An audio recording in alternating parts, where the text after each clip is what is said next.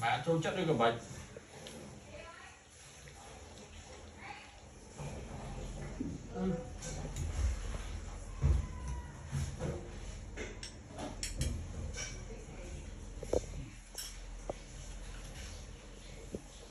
Đài á.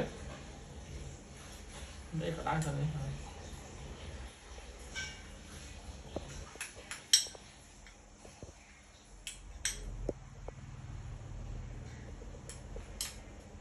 Thọ tỏa chọc nộp cửa cả bán đấy con. Thọ tỏa chọc nộp cửa đó.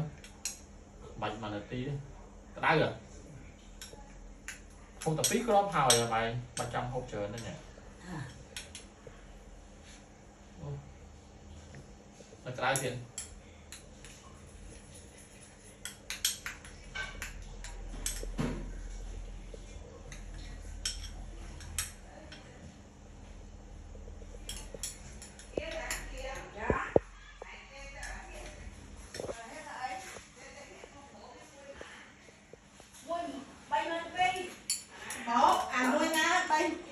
Miên là so nó lôi đá.